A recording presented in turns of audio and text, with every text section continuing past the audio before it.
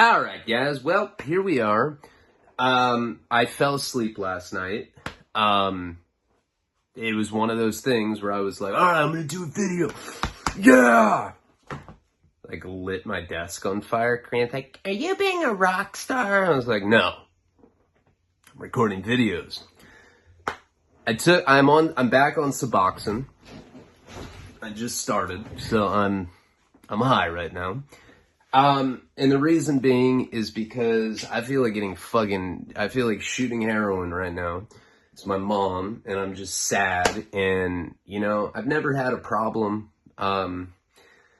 with people that I know that are in recovery that take subs. I think it's a life-saving drug. If you understand the science behind heroin addiction, neurologically, it changes your opiate receptors and the way the dopamine and endorphins flood into your brain. Pleasure reward zones is, let's talk science. And I've been doing heroin for 20 fucking years. It's the kind of thing where I already had mental health problems. No way. Yeah, I already had mental health problems before I started doing drugs, and it just threw fuel on the fire. And what happens is once you've done it first of all, the amount of cocaine that I've done in my life has just completely made me a paranoid fucking weirdo, plus prison. I always quote the book In the Belly of the Beast by Mark Abbott. That is an amazing book written by this convict that had, Norman Mailer, a very famous novelist, was writing a book called The Executioner's Song, and it was about a guy on death row. This guy, Abbott, was a lifelong career criminal, and he wrote Norman Mailer in prison and was like, yo, I'm a real convict, I butt fuck, all that. Let me do some consulting. So he starts writing Norman Mailer letters about what his experience was like in maximum security prisons. It's the most hardcore book I've ever read on prison. It's called In the Belly of the Beast. But what he said in there is paranoia is an illness that I contracted in institutions. And I am a paranoid fuck all the time.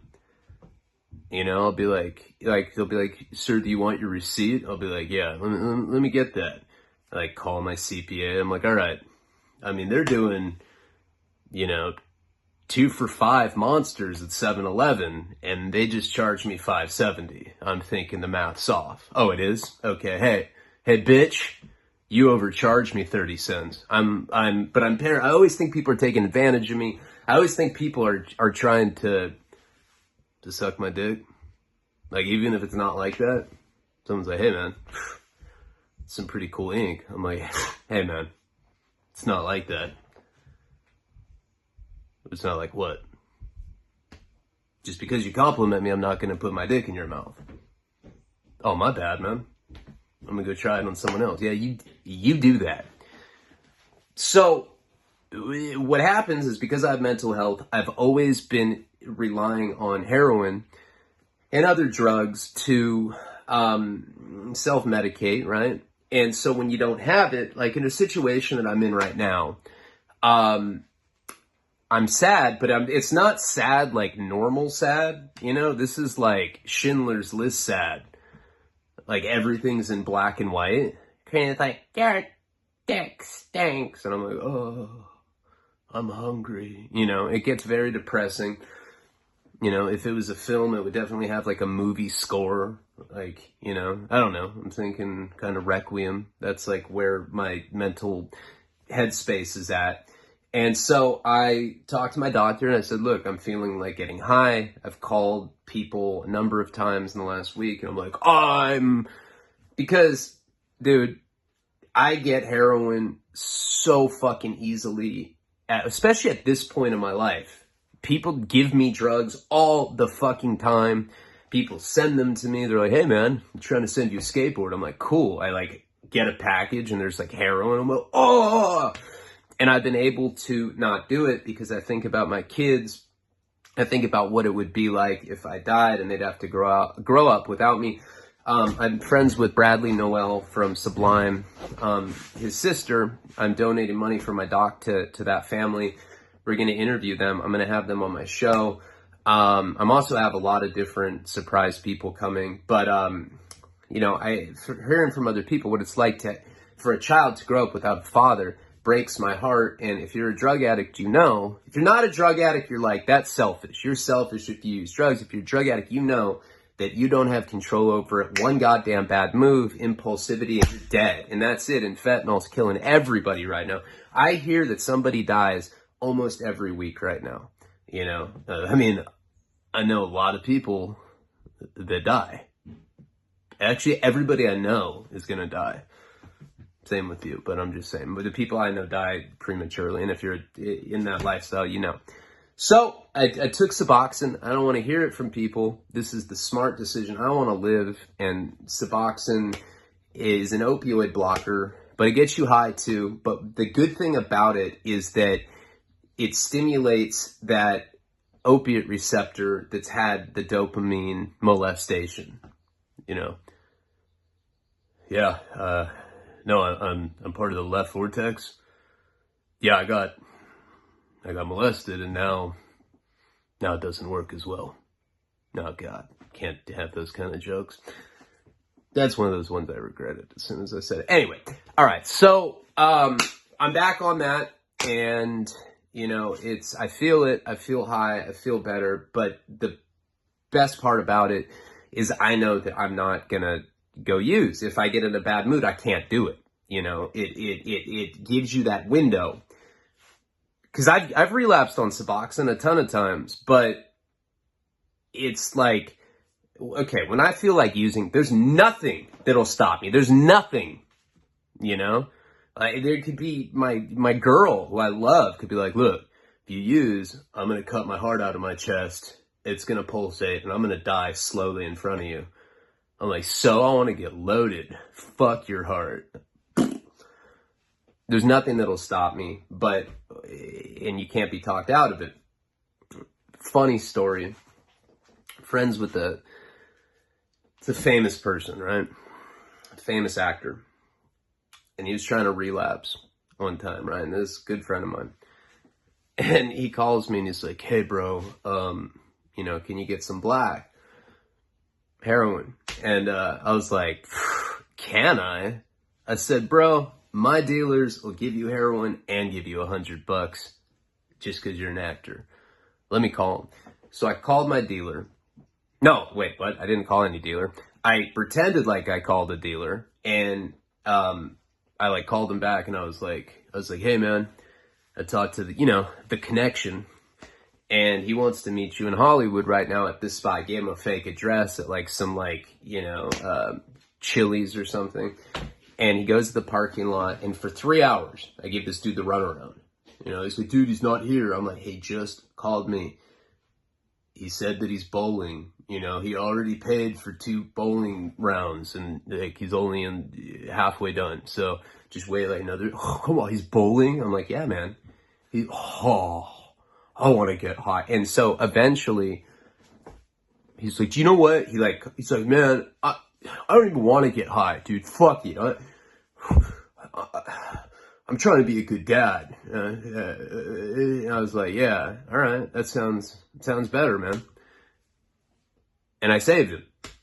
And now he always thanks me for that, right? Because there's this window. Now, Suboxone, same concept. If I want to get high, it's not going to let me. Yeah, I could not take Suboxone the following day. It gives me that window where I can get over it, because there is a window and you do eventually get over it.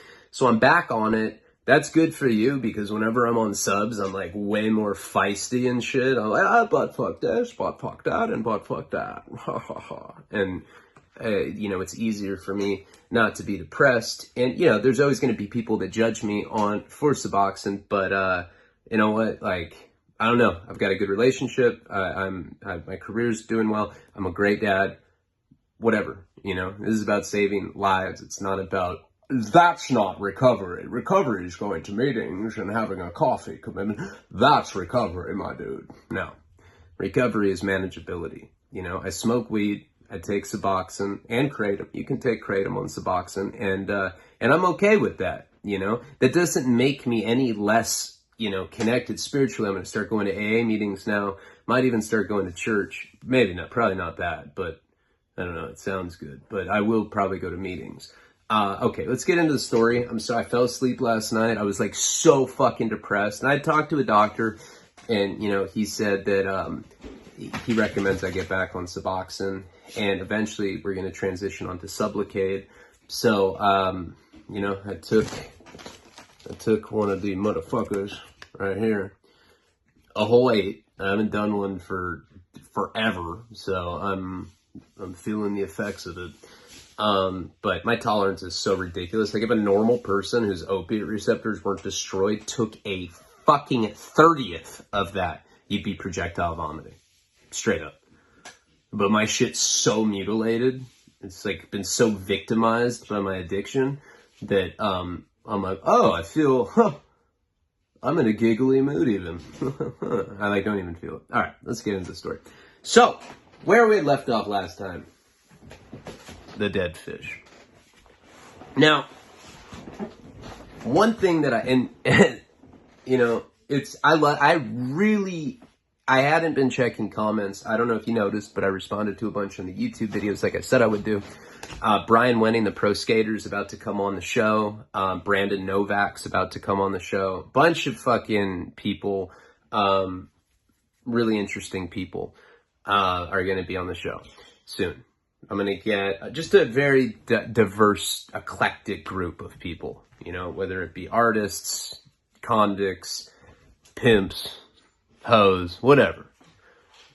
All right. So, what I really like about the Origin series is I was talking to my editor last night, and he was telling me that the comments were good. Like, people feel like I'm like getting back to, I get in these grooves. I find a storyline that I like and I run wild with it, and I like where it's at. So, where we left off, the dead fish, right? This is insane how this all ties together. I'm telling you, this is some crazy shit.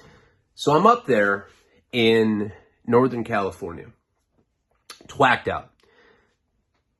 Yes, I was a heroin addict, but crystal meth was a part of my story for sure. I never liked it. Ever liked meth. Ever. I've always thought it's a dirtbag thing. And all of my skate tools and wrenches and screwdrivers and shampoo bottles smell like shit. I just turned into a fucking creep on there. I'm like, I'm gonna pound the skate tool in my ass so hard it's gonna make me dizzy. And then that sweat is gonna keep me high because there's so much crystal fucking meth in it. And then you come and you're like, I'm never gonna talk about this again. And then you get a platform and you tell everybody, fuck it. So it was very awkward up there, right? I've been up I think 2 days at that point, and I was being weird to the point where she's just like, she was creeped out by me. And then it went, after that happened, so the next day, I finally got some sleep, right? Like 7 a.m. Now, remember, we were going to see a concert that day, Aftershock, which is a festival in Sacramento. Deftones, Marilyn Manson, who was the other headliner? It was Deftones, Marilyn Manson, Stone Temple Pilots, Jane's Addiction, Yellow Wolf, Suicidal Tendencies, Slipknot, and we end up going to this festival. So I got a couple hours of sleep. And by the way, they were VIP tickets. I had a lanyard and I had backstage passes to go backstage. I got maybe an hour or 2 of sleep. And she woke me up and she's like, hey. She had fish gills in her neck. I was like, are you amphibious? She's like, let's go rock. And I was like, all right. So we end up going to this festival. I'm off maybe an hour or 2 of sleep. And yeah. I presented myself, and I often do this. I talk about this with Nick all the time. All right. This is a conversation we have all the time.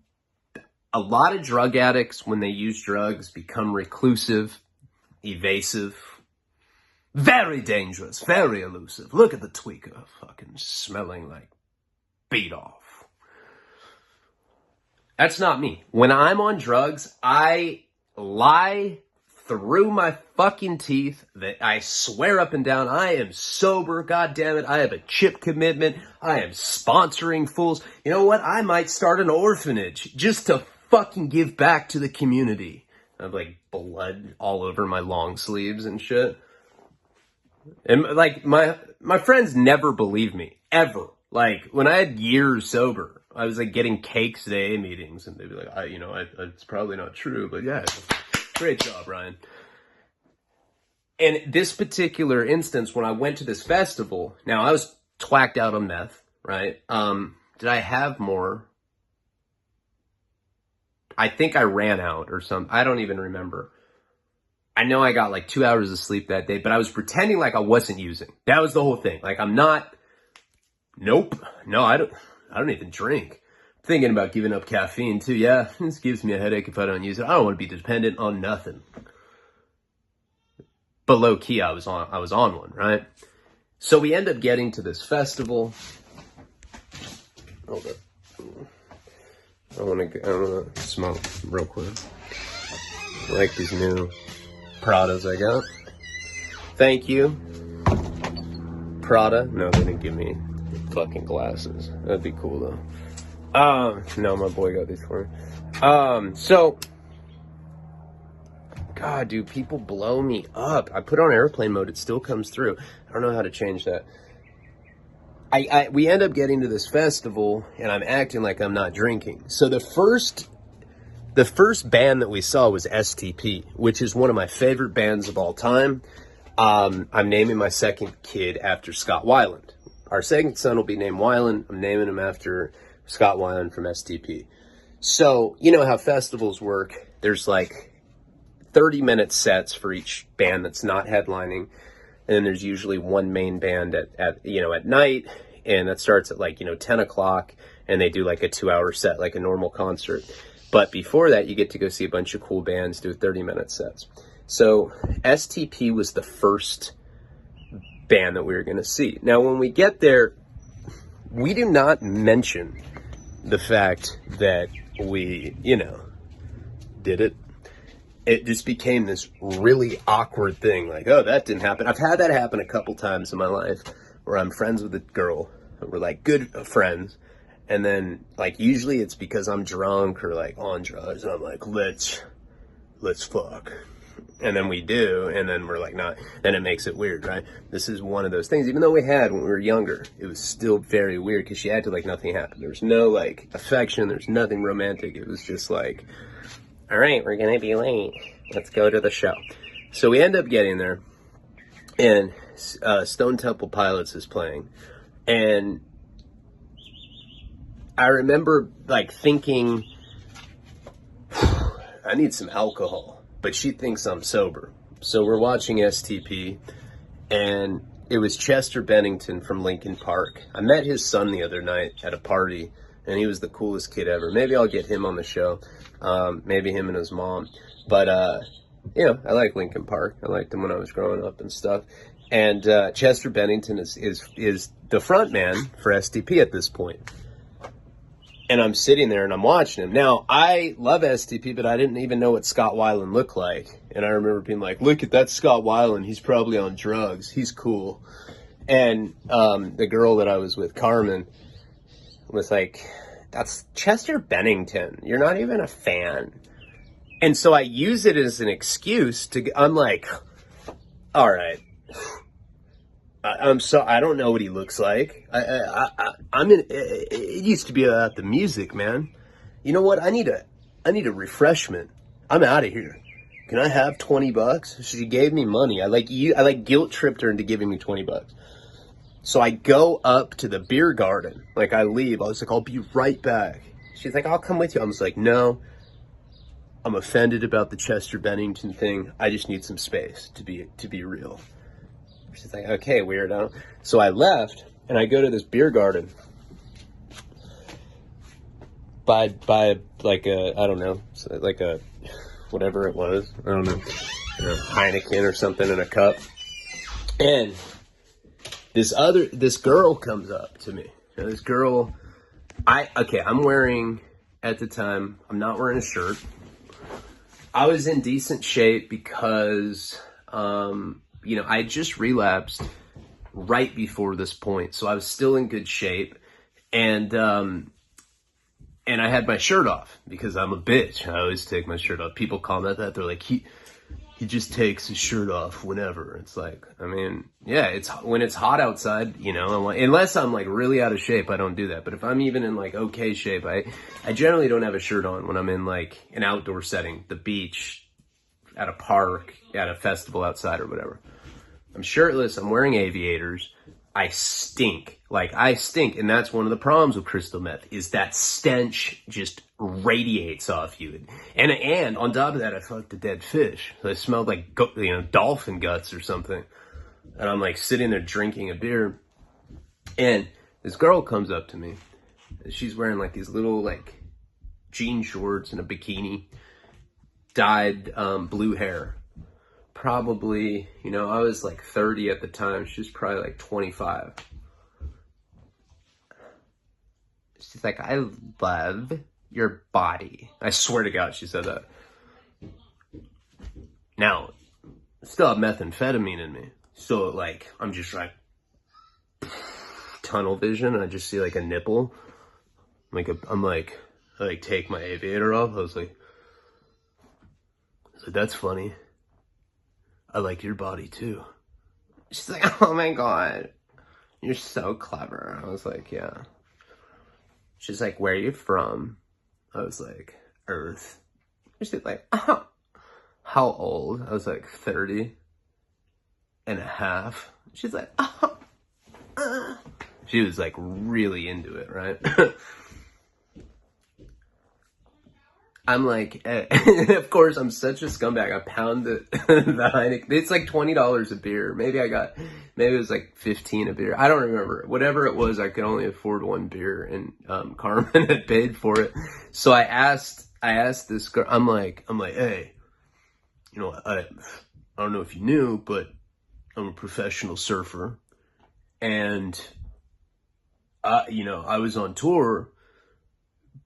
But they wanted me to come here, just to, I get paid to go to cool events because I'm a pro surfer and all that kind of shit. But I lost my wallet, when I was touring. I don't know, this Jamaican gang, they were hitting me with, blow darts. Passed out, butt fucked me, took my wallet.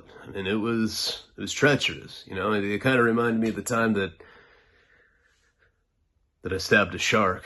He got in the way of my wave. It's just, it's just my life. She was like, oh my God. And this is true. Like, I know this sounds like a completely bullshit thing, but this is exactly not joke. This is like how it went down. Is what she had said, the thing about the body. And, so anyway, I keep getting these text messages from people. Let me see your dick. So another girl comes up. Now this other girl was probably like, same age, mid-20s, maybe late 20s. She had short hair. Not like lesbian short, but pretty short, like, I don't know, not like a buzz cut, but I don't know, like down to here. It was like dyed. It was like, but it was crazy because typically I'm not like really into short hair on women. I don't give a fuck. I don't really care about their body, but she was really pretty. And her friend was like, this guy's a pro surfer and he's getting paid here just to be cool. And by this point, she'd bought me another beer, right? And I pound that beer. I was like, just one more. I'm like drinking that. And when you're on meth, it's amazing. You can keep drinking and you never get drunk because you're stimulated. So I'm just like, I look like some I'm like doing Popeye spinach fucking blasts of beer, and these girls start talking to me, and the other girl's like, we have an RV. It's just parked in the parking lot. We should go chill. Just The three of us.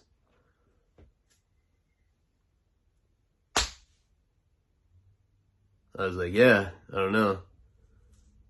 I gotta check with the Coast Guard.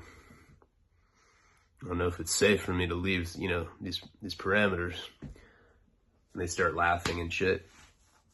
And I mean, it sucks to admit this. Like, honestly, meth makes me a different person. It really does. It makes me hypersexual and it makes me do scummy shit like this. But I was like, yeah, let's go. Fuck it. Man. Let me get one more beer. And so I leave. And and I just leave Carmen there watching STP. I think Suicidal was coming on next, maybe, or maybe it was Yellow Wolf. No, I saw Yellow Wolf. I think it was Suicidal Tendencies was on next. So I end up going to this like RV, right? And I'm like, you know, there's a skip in my walk. Like, I'm just like, I'm styling. Walk out of this concert or this festival area, and we go to this RV. Open the door to it, and we're just like talking. I don't know, we're making small talk. And I open it, and there's just this huge white guy sitting there, like in the RV, and he's got just a bunch of cocaine or something. I don't know what it is, but it's white powder on the table. And his name was Harvey. Like, that's his real name. And he looks at me, he's like, my name's Harvey. I was like, hey, Harvey, I'm a pro surfer named Ryan. He's like, are you here to buy some drugs? And I was like, nah, I'm just here to hang out with these girls. He's like, my girlfriends? Cool. Creeped me out. It like sent shivers down my spine. I was like, what the fuck? What kind of weird situation have I gotten myself into? Because, of course, in my mind, I'm like, yeah, three-way sex right now. And then I see this like obese white trash dude, Confederate flag tattoo, fucking, you know, dipping. I'm Harvey, man. I was like, foursome with that dude? I mean, I am high, but nah, fuck it. So he's like, do you wanna buy some drugs? I was like, hey man, you know, I was on tour, and you know, this fucking albino lifeguard, he's totally disgusting. I mean, someone like in that position should be tanned, right? He jacked me, and they're like, wait a second, I thought that you got blow darted by a Jamaican gangster. No, I made that part up. But I don't remember what I told him. I tell him some sort of bullshit story about like how I lost my wallet. Hey, that's no problem, man. I got you. Come here. Try this out. Gives me a rolled up dollar. I mean, he's bagging up the coke. Like, it was coke. I end up doing a line. All yayed out, right? And the girls start, you know, they're all doing lines too. And we're just doing lines in there. Nothing ends up happening. You know, we just chill. It was one of those things where these girls, like, it was like as soon as there was, I'm on subs, so I like smoke way more than normal.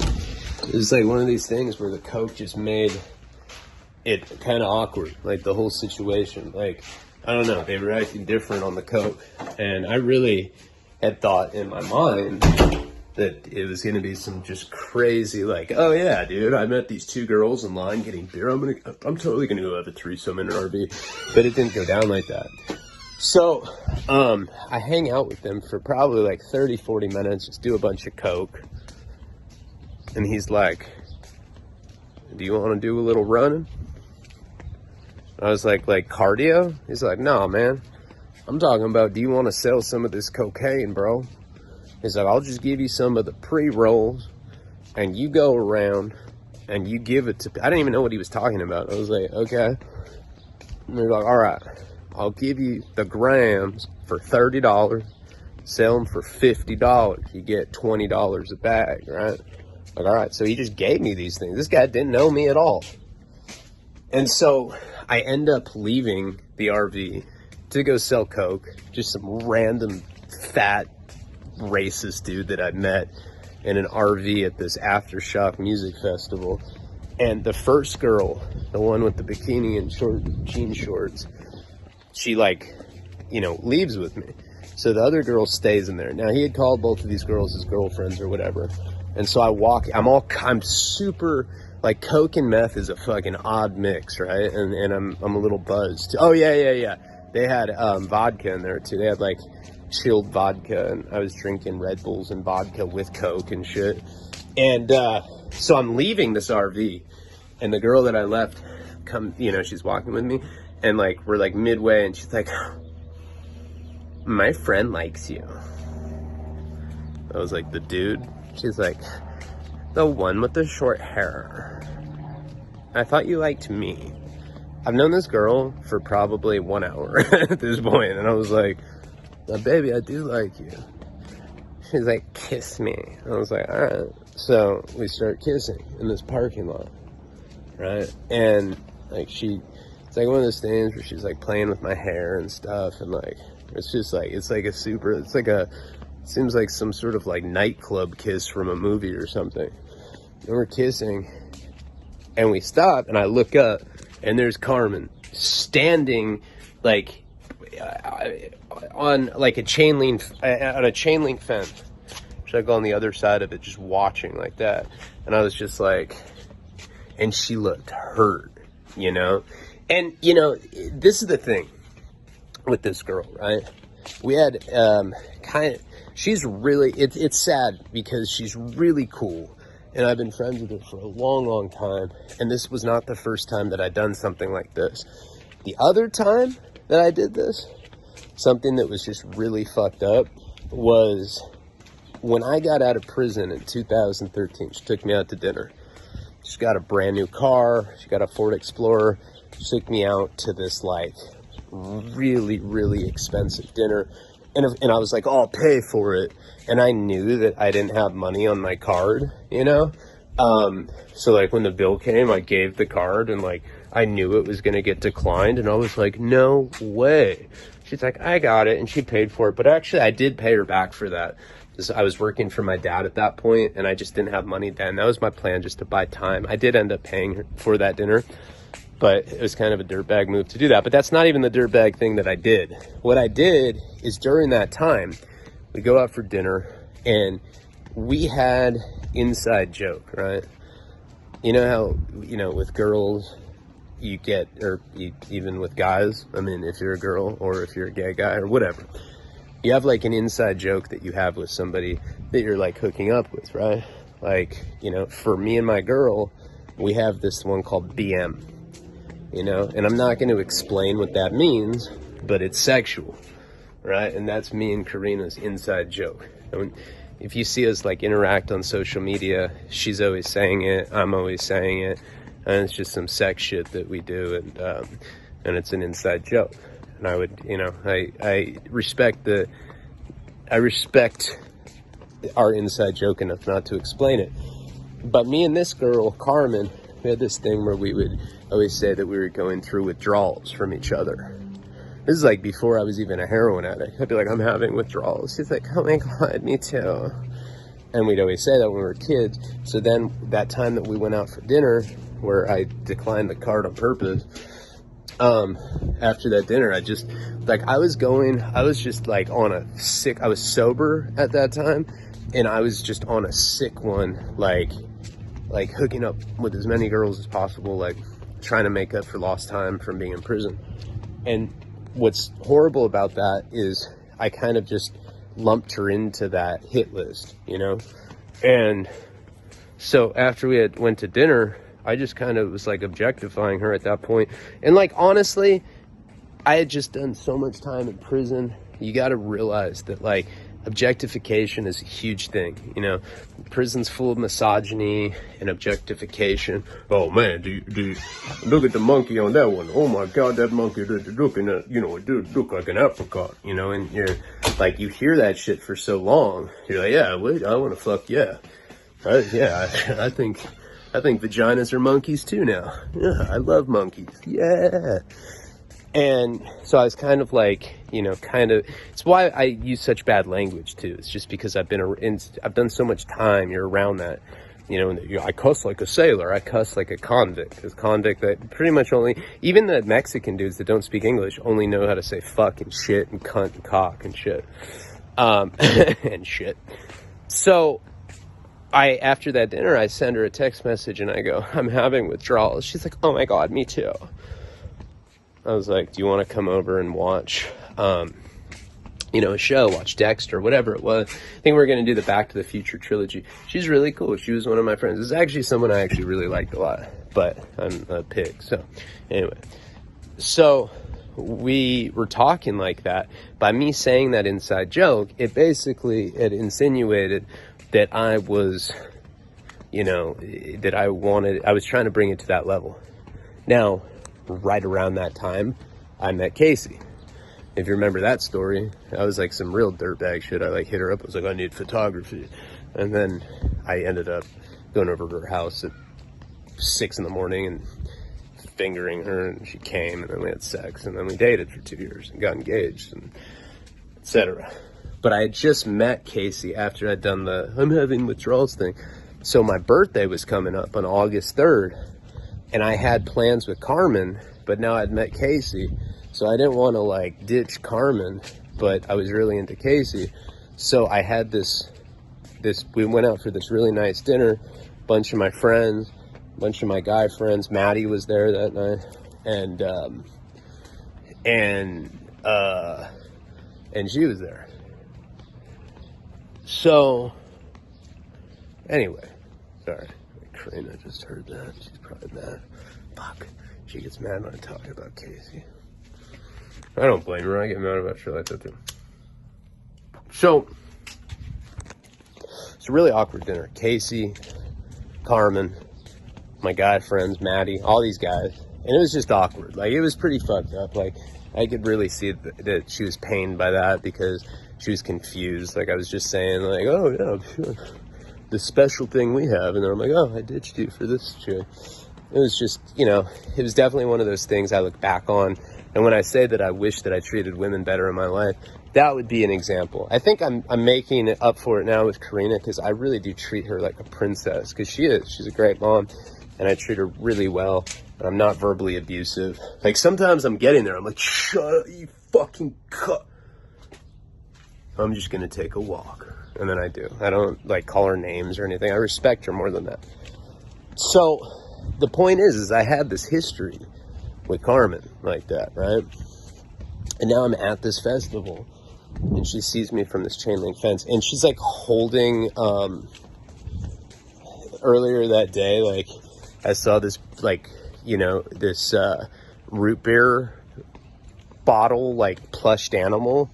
It was really small, and I was like, look, it's a bust of my cock. And it was we were laughing about it, and I guess she had bought it because she's standing there at the chain link fence and she's holding this stuffed root beer bottle. And it was really sad. I was like, Jesus. She's holding it. She's just looking at me, and I was like, oh, hey. And she just walked away. And the girl I was with was like, who's that? I was like, just some mermaid. I don't know. She pops up periodically when I'm surfing the Bahamas, or whatever I said. And I'm not joking. The pro surfer thing, pro skater, pro surfer, that was a reoccurring thing that I would do throughout my life. So, I am definitely one of those people that has a conscience. So I felt really bad at this point, and I was like, yo, I gotta go find my friend. She took me here, and she's like, no, we're dating now. I was like, no, get away from me, weirdo. And I ended up ditching this girl, and so now at this point, it's late. I don't know, hours go by. Again, I've done coke now, coming down off the coke. I'm going around. I'm very resourceful at festivals. I've always been one of those guys that can just go up and talk people into buying me drinks. I'm good at that. It's one of my better skills in life. And so I'm just going around drinking for free and asking, and looking for Carmen, but not making too much of an effort. Like, I'll get all distracted and start talking to another girl, but I do feel bad and I want to stop. Finally, I find her, and Jane's Addiction's playing. I've been talking to Dave Navarro lately. He's another guy that I think is going to be coming on the show from Jane's Addiction. But anyway, I finally find her. She's like still holding the root beer stuffed animal, and she's like, I got this for you. She's like, who's your friend? I was like, oh, that's some dude. I'm bi now. I don't know. It's just kind of, you know, trying to be artsy or whatever. And she's just like, you know, Ryan. She's like, I've known you for so long. Like, it's just, you know, that's just how you are. I was like, yeah, I know. I'm sorry. Like, I was like, it didn't mean anything. Like, she just, I don't know. We connected, you know, for a second. But I'm sorry. She's like, it's whatever. So we watched Jane's Addiction. We end up seeing the Deftones that night. And that's that, right? We end up going back to her house. By this point, I'm probably have been running off 2 hours of sleep, so I pass out when we get home finally. And I wake up the next day, and I'd slept for like 18 hours or something crazy. Like, I wake up like, you know, it's like 6, 7 o'clock at night the next day or whatever. And I remember like the reality of what I had done kind of hit me. You know, it kind of seemed like abstracted or fuzzy, like it was some sort of dream. And she didn't mention it. I remember she made me like tilapia, made me some food, and I ended up getting on the road and leaving. So anyhow, that is like the history that I have with her. And then from that point forward, I hadn't seen her until where we're at now with the Origin series. So now, to bring it back full circle, now I'm with Paya and I'm with Tiny, and I just had gotten pretty much mugged in Ventura, and somebody had stolen my wallet, and I realized that it was this girl that I had stolen. I'd burned for $1,000 for a pound of mushrooms a few years before that or whatever. So I wanted to steal something or have money so that hopefully I could like find them. What my plan at that point, I think, was that I was going to get something, either money or get something that's like of high value, a watch, jewelry, whatever. Put it in an envelope, put it in my parents' mailbox, and then try to contact these people, or even tell my parents, or even leave a note at the front door like, hey, leave my wallet, here's the money that I owe you, I'm sorry, whatever. That's what I was thinking. So my only real lick that I had was Maddie's parents' key from the time that he had stolen that coke, and I buried it up at the T-Bowls, right? We buried the key, and then I had found it with Paul some years later, and we put it back. And the reason, you know, I'm sure people are like, well, wait a second, this doesn't add up. Why would you not go do it sooner? Because Maddie was my fucking friend, and I hadn't thought like that. But what had happened is, during the course of my relationship with Casey, he was like my best friend at that time with her. We were just like he was like a brother to me. And so, you know, I don't steal. I tend not to steal anyway. You know, I try not to. I mean, of course I've done it. Well, there's no legit drug addict that hasn't, but I don't steal from my friends. But he had ratted me out to my parents. So I got, you know, me and him have had so many falling out. We fought over the Blockbuster video that I never returned, and he like owed like hundreds of dollars or something. I don't remember what it was, but we got in a fist fight, falling out. Then there was the time after this when CPS got called on me and my ex-wife and her kid, because some neighbor said that she saw me hit her, even though that's completely fictionalized and never happened. So we had all these various falling outs, but the reason that we had a falling out at this particular time is because he had ratted me out to my parents and said that I was using, which I guess could be interpreted as he was my friend and he was trying to, you know, save my life by telling my parents. But it's more than that, because he was using, you know, as well. If he was in recovery and was like a genuine dude that was in AA and like, you know, I thought his intentions were pure, I wouldn't be mad at him. But then I talked to his kid's mom. She said he'd been doing drugs the whole time, you know, et cetera, et cetera. So I was already mad at him, and then I happened to find myself in this particular pickle.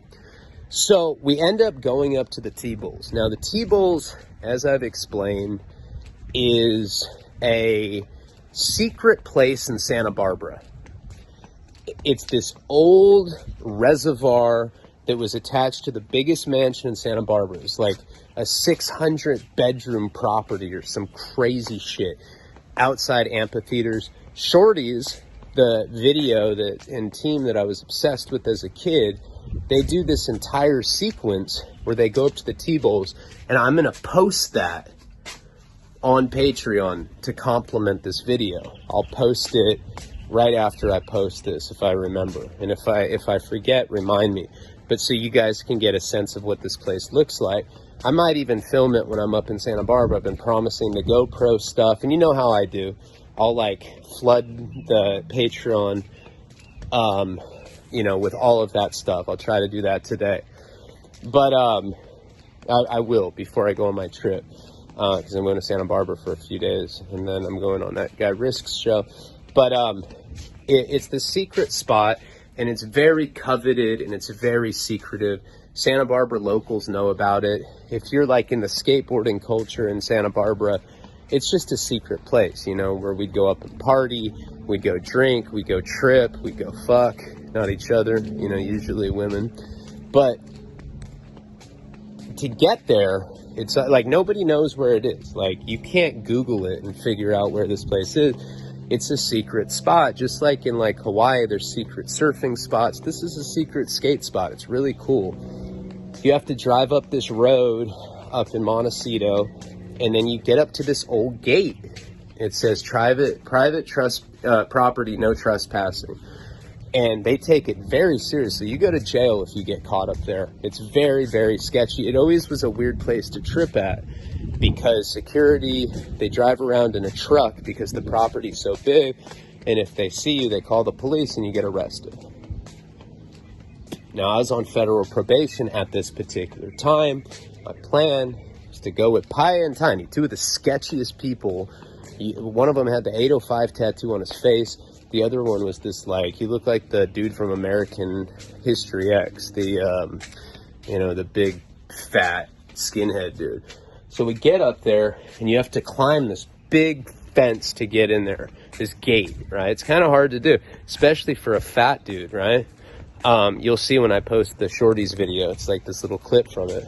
And we get up there, and you have to park your car down the street, because you don't want to tip off, so you don't want to park right in front of it, because then they know that you're there. So, you know, I'm a local of Santa Barbara. I've gone up there hundreds of times, literally. That was Paul's absolute favorite place in Santa Barbara. I think maybe when I'm up there, I might go, like, you know, do some graffiti mural of him or something. Maybe I'll take Sinister up there and have him do a portrait of Paul up there. I think that would be cool. I might do that for Paul's birthday. I think I will. And we get up there, we park down the street, and we go up to this fence, walk maybe, you know, a half a mile. Now, try explaining this to two morons. I'm like, guys, we're going up here to get this key. I tell them the whole story, and Paya's like, he's like, hey, dog, I fucking like you so much, dog, but that story sounds like fucking bullshit, fool. The fuck you mean a key, like a pie? Like, this is some fucking Goonie shit, dog. I'm fucking down, though. I'm down for anything as long as you like me back, fool. I was just like, God, can you please not say stuff like that? Like, it really creeps me out. So, we get to this fence. Tiny's like, hey, man, You expect me to get over that fence, man? He's like, I might have a fucking stroke, bro. I was like, look, we'll help you, right? So I jump over, I get over the fence. Paya gets over, no problem. He's like all like superhuman. He's like twirling a basketball as he does it. He's like doing Harlem Globetrotter, like fucking somersault tricks. He's like doing flips and shit. No, but he gets over there very easily. Now Paya tries to get, Tiny tries to get over the fence, and his fat ass, he literally gets stuck. He's like, man, I don't know, man. This doesn't feel secure, man. I mean, it's a fucking gate, bro. What do you mean it doesn't feel secure? Maybe you weren't 300 pounds. Jesus Christ. He's like hanging off this. He's like, hey man, this is embarrassing, man. I got to fart, bro. I was like, then just do it. He's like, hey, I swear, this is not made up. He's like, damn, man, that's fucking. And Pi's like, come on, dog, that's fucking low-key disgusting, fool. Fucking fat, fucking fool. He's like, hey man, shut the fuck up. Fucking, start saying all this racial shit to him. Anyway, they're all arguing. This dude is stuck on this fence. And I'm like, come on, man, you gotta get over the fucking fence. If they see us, if security sees us up here, we're gonna get fucking cracked, bro. I'm on federal probation. I'll go to prison for getting caught trespassing. What are you doing? Man, I can't get off, man. I'm fucking stuck, man. As he's saying this, a truck goes by this road. And they're like creeping and like looking at us. They probably see they're probably like, oh my God, look at that Hispanic guy with the tribal birthmark on his cheek. Jesus, drive, man. Drive, Roger, drive.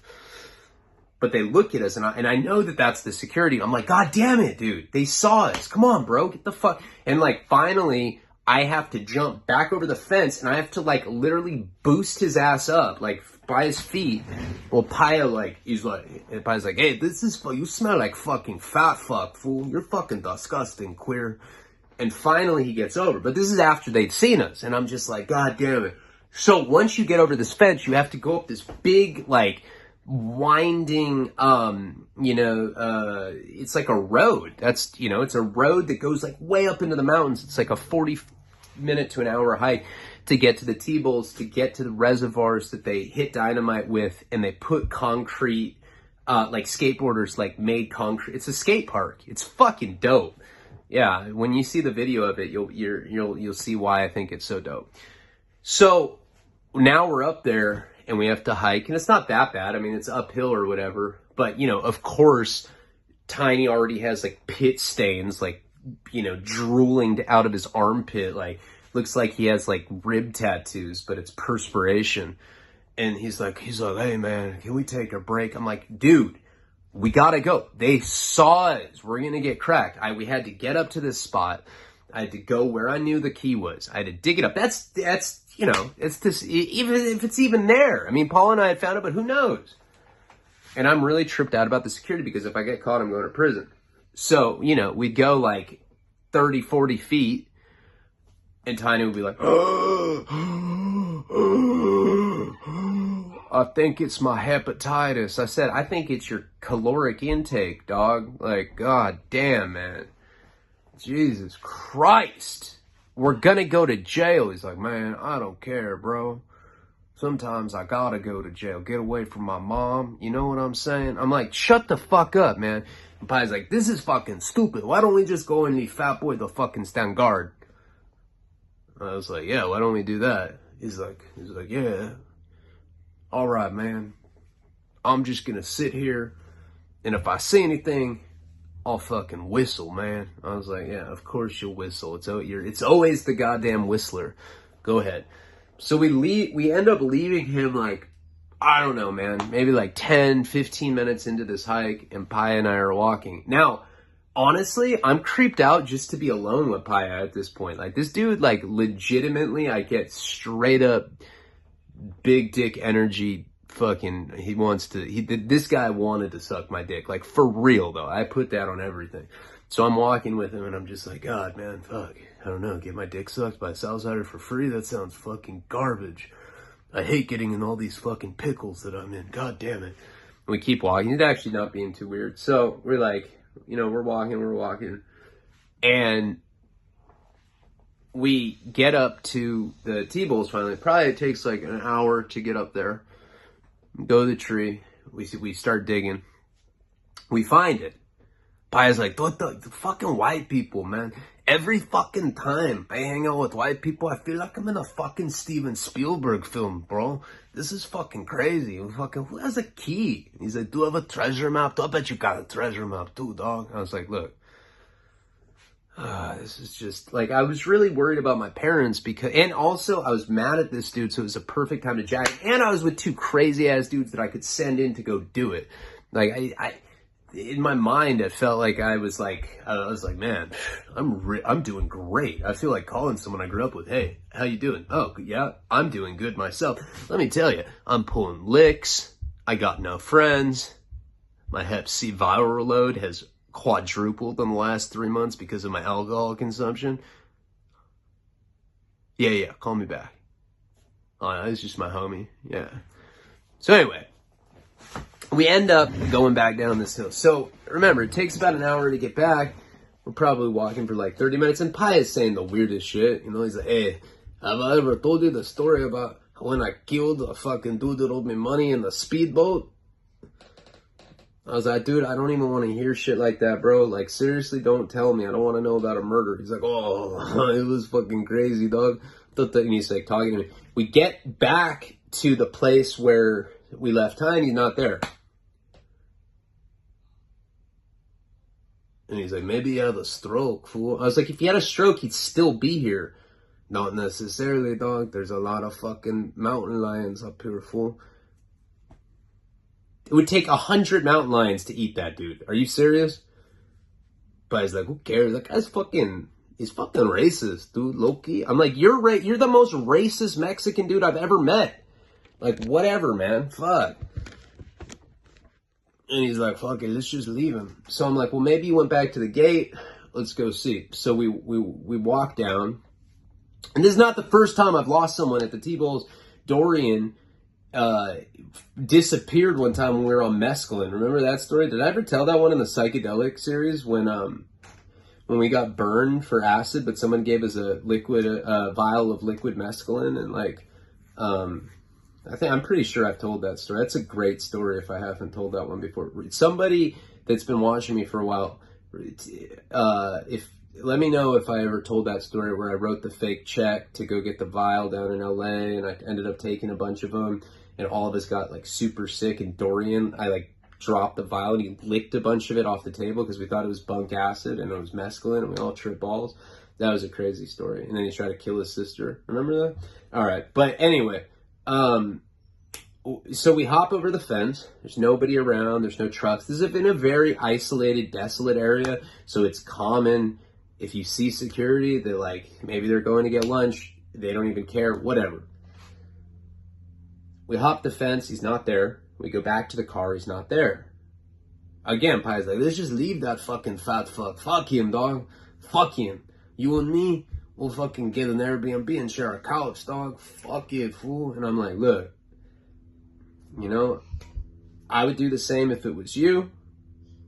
I'm not going to leave my homie up at this spot. I mean, it's just not going to happen. I'm loyal like that. Not going to let my friend, like, who knows? He could have gotten busted. I don't know what had happened to him. And like, Empire's like, you know, that's even more of a fucking reason why we should leave. I put the key in my car. I put it like in my trunk. No, actually I put it in my glove box. I know, minor detail, but I put it in my glove box. We go back and we hop the fence again. You know, it's easy for Pi and I to do that. We're walking and shit. We go up and like, we go back to the spot that we had left him again. It's like 15, 20 minutes up. He's not there. And I'm like, man, maybe he went back up the hill. He's like, dude, come on. You think that fucking fat fuck went anywhere by himself? That guy's probably sitting under an apple tree eating fucking apples. Fucking hate fat fucking white people. He doesn't want to walk back up. I don't want to leave my friend. And we're like just sitting there talking, kind of like discussing which route to go. Goddamn security truck is driving on that pathway and they're coming towards us, right? I was like, hey, dude, fucking security. So we start running the other way back towards the gate. there's another security on this road. It's a road where there's like, it's the only place you can walk is on this road. It's like this like sketchy, windy road that goes up this mountain up to the T-Bowl area. And there's a security truck coming from both fucking ends at us. We're like in the middle of it. I'm like, fuck. And we will get back. We'll get into what happens with this, how Carmen gets into this in the next installment of the Origin series. I'm sorry that I fell asleep last night. I'm trying to catch up. I'm going to put the GoPro content up, and I'm going to do another $20 tier video right now, and then I'm going to Santa Barbara. I love you guys. Thank you so much. I think this was a better month. I know that, I didn't do stuff every day. Considering what was going on with my mom and everything, I'm happy with the content that I put out this month. I hope that you are too. Appreciate you guys. Palabra.